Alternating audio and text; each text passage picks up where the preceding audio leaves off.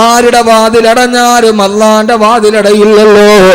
ഏത് സമയത്തും മനസ്സിലൊരു ചിന്ത വേണം, അല്ലാഹുവേ ഞാനിനി മദ്യപിക്കില്ല, ഞാനിനി പലിശ വാങ്ങിക്കില്ല, ഞാനിനി ചൂതാട്ടം നടത്തില്ല. കാരണം നീ എന്നെ കാണുകയാണല്ലോ, നീ എന്നെ കാണുകയാണല്ലോ. ഇത് മദ്യപാനത്തിൽ മാത്രമല്ല, കുടുംബ ജീവിതത്തിലും അല്ലാഹനെ കുറിച്ച് പേടിയുണ്ടാവണേ. ഈ അഹമ്മദ് കബീർ പറയുന്നത് മുഴുവനും ഖുർആനാണ്, ഖുർആനാണ്. ഒരു വാപ്പാന്റെ രണ്ട് മക്കൾ തമ്മിൽ തെറ്റിലാണ്, രണ്ട് സഹോദരങ്ങൾ തമ്മിൽ പകയാണ്.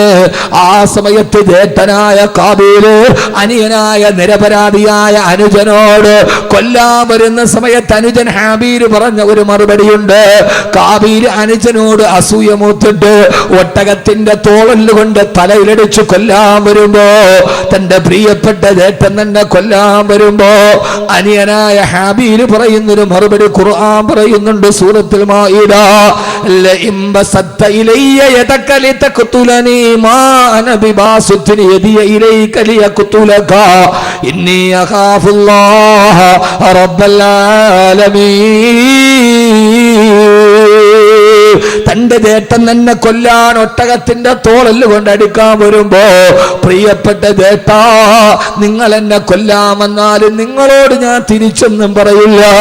അതെനിക്ക് നിങ്ങളോട് തിരിച്ചു ചെയ്യാൻ അറിയാത്തത് കൊണ്ടല്ല, തിരിച്ചു ചെയ്യാൻ എന്റെ കൈക്ക് ആരോഗ്യമില്ലാത്തിട്ടല്ല, ഈ പറയുന്നത് പോലെ തിരിച്ചു പറയാൻ അനുജന് കഴിയാത്തത് കൊണ്ടല്ല.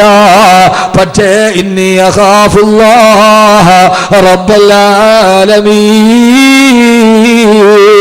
എന്റെ പ്രിയപ്പെട്ട ജേഷ്ഠാ എനിക്ക് എന്റെ റബ്ബിനെ പേടിയോ. ഇവിടെ നമ്മൾ തമ്മിൽ മത്സരിച്ചാല് നാളെ പരലോകത്ത് അല്ലാഹുവിന്റെ മുമ്പിലും മറുപടി പറയണ്ടേ എന്ന് ജേഷ്ഠനായ കാബീലിനോട് ഹബീൽ പറഞ്ഞ മറുപടി എന്റെ ഉപ്പളക്കുന്നിലെ സഹോദരങ്ങളോട് ഏത് കാര്യമാണെങ്കിലും ഞാൻ ചുരുക്കുകയാണ്.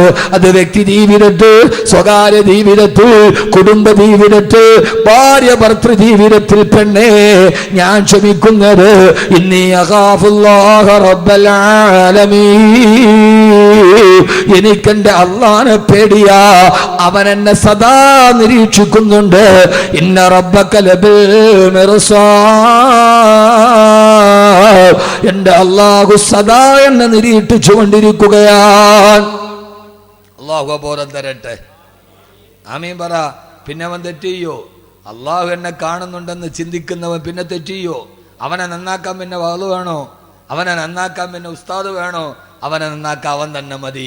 അതുകൊണ്ട് ഈ മൂന്ന് ചിന്ത, പെണ്ണുങ്ങളെ, സഹോദരിമാരെ, അഹമ്മദ് കബീർ വാക്കവി ഒന്നും പറഞ്ഞില്ലെന്ന പരാതി വേണ്ട.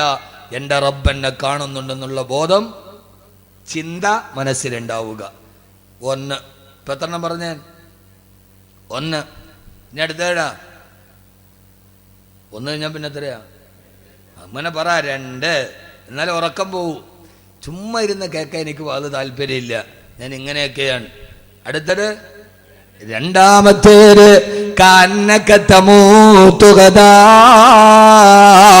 അടുത്ത സമയം ഞാൻ മരിക്കുമെന്ന് ചിന്തിക്കുക. പിന്നെ വേറെന്താ വേണ്ടത്? അഹമ്മദ് കബീർ പോവുകയാണ് സലാം പറഞ്ഞ്. എൻ്റെയും നിങ്ങളുടെയും ചിന്ത, പറഞ്ഞവൻ്റെയും കേട്ടവൻ്റെയും ചിന്ത, അടുത്ത നിമിഷം ഞാൻ മരിക്കും. ഇതെൻ്റെ അവസാനത്തെ ഇശാ നിസ്കാരമാണ്. നാളത്തെ ഇശായ്ക്ക് ഞാൻ ഉണ്ടാവില്ല. അന്നത്തെ ഇശായ്ക്ക് എന്ത് തക്കവയായിരിക്കും? പടച്ചോനെ, ഇതെൻ്റെ അവസാനത്തെ സുബഹിയാണ്. ഞാൻ അടുത്ത സുബഹിക്ക് ഞാൻ ഉണ്ടാവില്ല. ആ സുബഹി എത്ര മനസാന്നിധ്യത്തോടെ നമ്മൾ നിർവഹിക്കും? അള്ളാഹു തൗഫീക്ക് നൽകട്ടെ. ആമീൻ പറ. ഞാൻ അതിനെക്കുറിച്ച് ഇന്നലെ സിറാജുദ്ദീൻ ഖാസിമി മരണമൊക്കെ പറഞ്ഞില്ലേ? ഇല്ലേ? പറഞ്ഞില്ലേ? അപ്പോൾ പിന്നെ ഇനി ഞാൻ പറയണ്ടല്ല? ഞാൻ പറയണോ? വേണ്ട. വേണ്ടല്ലോ? വേണോ? ചുമ്മാ വേണ്ടെന്ന് പറ. പിന്നെ വേണമെന്ന് പറഞ്ഞാൽ അങ്ങനെ ഒരു കണ്ണിച്ചോരയില്ലല്ലോ. എന്താ അബ്ദുൽ ഖാർ ഇങ്ങനെ ഇവര്? എൻ്റെ പഴയകാല സുഹൃത്താ, കണ്ടിട്ട് ഒത്തിരി ആളെ ഇപ്പോഴാണ് കാണും. ഇപ്പോൾ കണ്ടപ്പോൾ ക്യാമറ. മാഷാ അല്ലാഹു ബറക്കത്ത് ചെയ്യട്ടെ. അള്ളാഹു പ്രയാസങ്ങളൊക്കെ മാറ്റിത്തരട്ടെ. ഭാര്യ മക്കൾക്കൊക്കെ സുഖം തന്നെ. ഈ പണ്ടൊക്കെ സമയം ഉണ്ടായിരുന്നു. ഇപ്പോൾ സമയമില്ലാത്തതുകൊണ്ട് ആരെയും അങ്ങനെ കാണാൻ പറ്റില്ല. അപ്പോൾ അവർ പറയും ഇയാളൊക്കെ വലിയ ആളായി പോയെന്ന്. അങ്ങനെയല്ല, മനസ്സിലുണ്ട്. ഇപ്പം 3-4 വർഷമായി കണ്ടിട്ടല്ലേ. ഇപ്പോൾ കണ്ടോ, എൻ്റെ മനസ്സിൽ പേരോർമ്മയുണ്ടല്ലോ. അതാണ്. അള്ളാഹു സ്വീകരിക്കട്ടെ. അതുകൊണ്ട് മരണത്തെക്കുറിച്ച് ഇന്നലെ നന്നായിട്ട് കേട്ടു. ഞാൻ 2 വരി കവിത പാടിത്തരാം. 2 വരി കവിത, ഒരറബി കവിയുടെ 2 വരി കവിത. അത് മാത്രം മതി, വേറൊന്നും വേണ്ട, വേറെ കവിതയൊന്നുമല്ല. അറബി കവി വാഴ്ത്തപ്പെടട്ടെ, അദ്ദേഹത്തിന്റെ 2 വരി കവിത. ആ കവിത മതി മരണത്തെ കുറിച്ച് ജീവിതത്തിൽ ചിന്ത വരാൻ. ഹലക്കൽ മുദാവി വൽ മുദാവാ വല്ലദി ജലബദ്ദവാബാഹു വൽ മുസ്തരി. അറബി കവി പാടിത്തരികയാണ്. ഹലക്കൽ മുദാവി വൽ മുദാവാ വല്ലദി ജലബദ്ദവാബാഹു വൽ മുസ്തരി. ഹലക്കൽ മുദാവി, ചികിത്സിച്ച ഡോക്ടറും മരിച്ചു. വൽ മുദാവാ, ചികിത്സിക്കപ്പെട്ട രോഗിയും മരിച്ചു. അല്ലദീ ജലബദ്ദവാ, ഇവർക്ക് മരുന്ന് കൊണ്ടുവന്ന മെഡിക്കൽ റെപ്പ് മരിച്ചുപോയി. വബാഹു, ഈ മരുന്ന് വാങ്ങാൻ വന്ന കൂട്ടിരിപ്പുകാരനും, വബാഹു, ഇതിനെ വിൽക്കാൻ വിട്ട ഫാർമസിക്കാരനും മരിച്ചില്ലയോ? വൽ മുസ്തരി, അത് വാങ്ങിക്കാൻ വന്ന കൂട്ടിരിപ്പുകാരനും മരിച്ചില്ലയോ? ഇനി ആരാണ് മരിക്കാനുള്ളത്? ചികിത്സിച്ച ഡോക്ടർ മരിച്ചു, രോഗിയും മരിച്ചു. ഈ ഡോക്ടർക്ക് മരുന്ന് കൊണ്ടുവന്ന മെഡിക്കൽ റെപ്പും മരിച്ചു. വബാഹു, ഈ മരുന്ന് വിട്ട മെഡിക്കൽ സ്റ്റോറുകാരനും മരിച്ചു. വൽ മുസ്തരി, വാങ്ങിക്കാമെന്ന കൂട്ടിരിപ്പുകാരനും മരിച്ചു. മരുന്ന് കൊണ്ടൊരാള് മരണത്തിൽ നിന്ന് രക്ഷപ്പെടുമായിരുന്നെങ്കിൽ രക്ഷപ്പെടേണ്ടത് ഫാർമസിക്കാരനല്ലേ? അവന്റെ അലമാരയിൽ ഇരിക്കാത്ത ഏതു മരുന്നാണുള്ളത്? എന്നിട്ടും മെഡിക്കൽ സ്റ്റോർ മുതലാളി മരിച്ചു പോയില്ലേ? പിന്നെ എങ്ങനെയാണ് സഹോദരങ്ങളെ മരണത്തിൽ നിന്നൊരാള് രക്ഷപ്പെട്ടു പോവുക? അറബി കവിയുടെ ഈ വാക്ക് വാഴ്ത്തപ്പെടട്ടെ. ഹലക്കൽ മുദാവി വൽ മുദാവാ വല്ലദീ ജലബദ്ദവാബാഹു വൽ മുസ്തരി. ഈ മരണത്തെ കുറിച്ച് ഓർമ്മിക്കുക.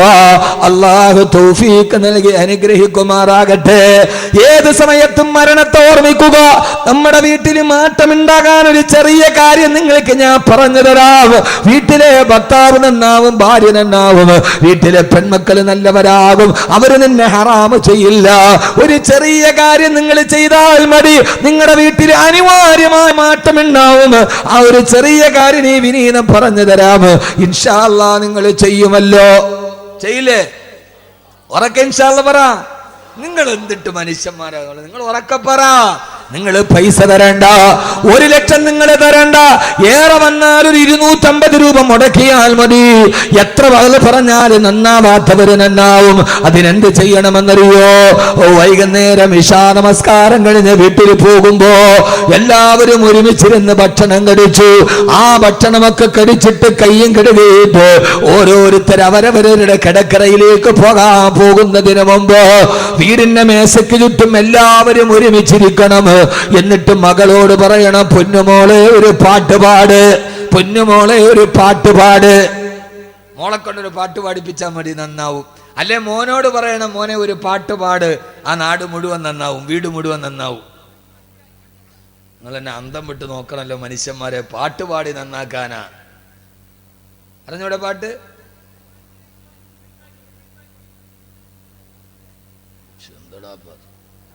ഇവിടെ സീരിയസ് കാര്യം പറയുമ്പോൾ അവിടെ സൈഡാക്കിക്കോളി. നീ ബേഞ്ഞ് കീഞ്ഞ് പോവാനുള്ളതിന് ഇവിടെ നോക്ക്. മകളെ കൊണ്ട് എന്ത് ചെയ്യണം? ഒരു പാട്ട് പാടിപ്പിക്കണം. ശല പഠിപ്പിക്കോ മകനെ കൊണ്ട്? ഏത് പാട്ടാ? മരണത്തെ കുറിച്ച് പാടണം. അല്ലാതെ ഇല്ല മറ്റേ പാട്ടല്ല, പ്രണയം. നീലരാവിൽ നഗ്നമേനികൾ നീലരാവിലു ഉരസുന്ന സുഖമല്ലോ പ്രണയം. അതല്ല പ്രണയം എന്ന് പറഞ്ഞാൽ എന്താ? എനിക്ക് പറയാൻ ഉത്തരവുണ്ട്, പക്ഷെ പറയാൻ ഈ സ്ഥലം ശരിയാവല്ലാത്തോണ്ട് ഞാൻ പറയാതിരിക്കണം. നമ്മുടെ മാപ്പിളപ്പാട്ട് വലിയ മുബാറക്കായിട്ട് ബിസ്മി പറഞ്ഞ് ഒതുവെടുത്തിട്ട് നമ്മളിട്ട് കേൾക്കണ മാപ്പിളപ്പാട്ടേരാ. നീലരാവിൽ നഗ്നമേനികൾ ഉരസുന്ന സുഖമല്ല പ്രണയം എന്നാരടാ മോനെ പറഞ്ഞത്? പരിപൂർണ നഗ്നമായ 2 ശരീരം തമ്മിൽ ഉരസുമ്പോൾ ഉണ്ടാകുന്ന വികാരമാണ് പ്രണയമെന്നാണ്. ഏത്? എനിക്കിപ്പോ അത് എഴുതിയവൻ കേസ് കൊടുത്താലും ഡയറക്ടേഴ്സ് എനിക്കത് പുല്ലാണ്. അങ്ങനെയല്ലേ പാട്ട്? അങ്ങനെയല്ലേ? ഓ കഷ്ടം, മുത്തക്കീങ്ങളൊന്നും അറിഞ്ഞൂടാ അവർക്ക്. നിങ്ങൾ ഇരിക്കണ ഇരിപ്പ് കണ്ട ഇവർക്ക് ഇതൊന്നും അറിഞ്ഞൂടാ. മുത്തക്കീങ്ങൾ ഖുർആൻ മാത്രമേ അറിയാവൂ.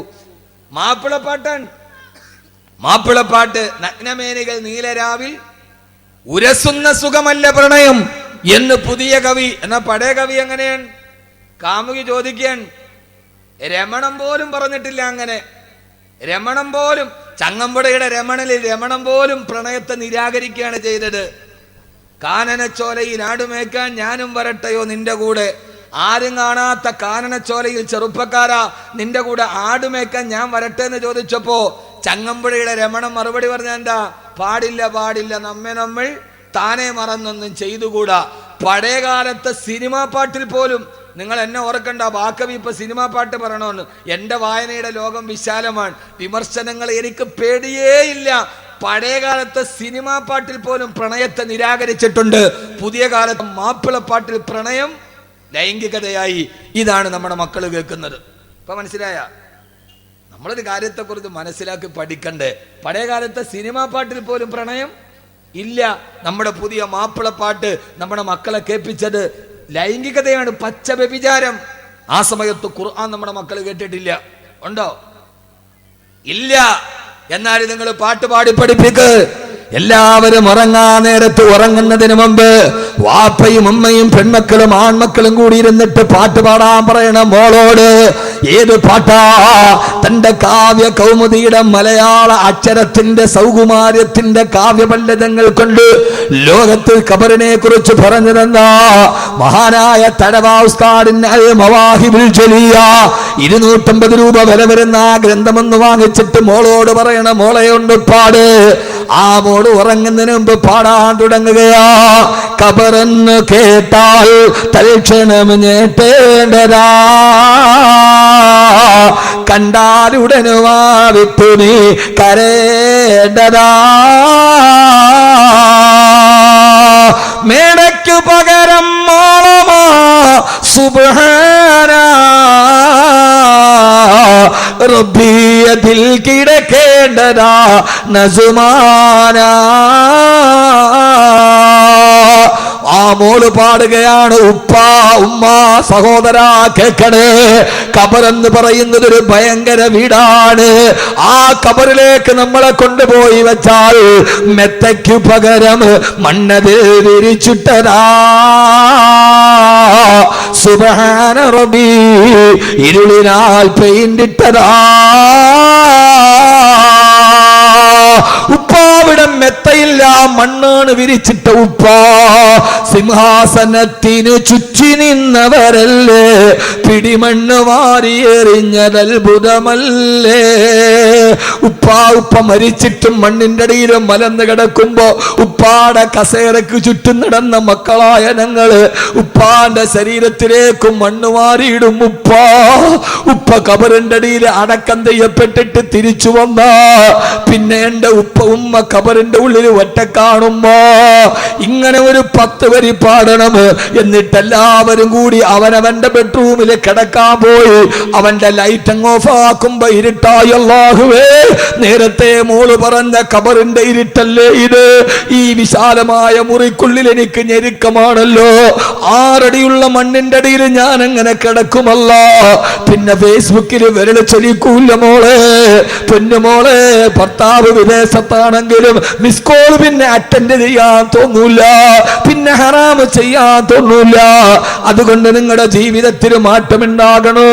ഈ ചെറിയൊരു ഗ്രന്ഥം വായിച്ചിട്ട് ഉറങ്ങുന്നതിന് മുമ്പ് ഒരു 10 വരി വായിക്കേ. അല്ലാഹു തൗഫീഖ് നൽകട്ടെ, തൗഫീഖ് നൽകട്ടെ. മരണത്തെക്കുറിച്ച് ഓർമ്മിക്കുക. ഞാൻ അവസാനിപ്പിക്കുന്നു. 3ാമത്തെ ചിന്ത, നാളെ പരലോകത്ത് അല്ലാഹുവിന്റെ മുമ്പിൽ എഴുന്നേറ്റ് നിൽക്കണം എന്ന ബോധമുണ്ടാവുക. യൗമ യഖൂമുന്നാസു ലിറബ്ബിൽ ആലമീൻ. സർവലോക രക്ഷിതാവിന്റെ മുമ്പിൽ എഴുന്നേറ്റ് നിന്ന് എന്റെ ജീവിതത്തെക്കുറിച്ച് ഞാൻ കണക്ക് പറയേണ്ടവനാണ്, ഞാൻ കണക്ക് പറയേണ്ടവളാണ് എന്ന ബോധ്യത്തോടെ ഓരോ ദിവസവും മുന്നോട്ട് നീങ്ങുക. അല്ലാഹു തൗഫീഖ് നൽകട്ടെ, അല്ലാഹു തൗഫീഖ് നൽകട്ടെ, അല്ലാഹു തൗഫീഖ് നൽകട്ടെ. അതുകൊണ്ട് അവനവനെ കൊണ്ട് ചെയ്യാൻ കഴിയുന്ന നന്മകൾ ചെയ്യുക. നാളെ പരലോകത്ത് അള്ളാഹുവിന്റെ മുമ്പിൽ എഴുന്നേറ്റ് നിൽക്കുമ്പോ അഹമ്മദ് കബീറെ നീ എന്ത് ചെയ്തെന്ന് ചോദിച്ചാൽ ആ സമയത്ത് പറയാൻ അള്ളാഹുവിനോട്, അള്ളാഹുവേ നീ പറഞ്ഞ ആയുസിന്റെ ഉള്ളില് എന്നെ കൊണ്ട് കഴിയുന്നതിന്റെ പരമാവധി ഞാൻ ചെയ്തിട്ടുണ്ടെന്ന് പറയാൻ ഒരു ചെറിയ മറുപടി പറയുവാനുള്ള വലിയൊരു ആഗ്രഹമാണ് ഹംദാൻ ഫൗണ്ടേഷൻ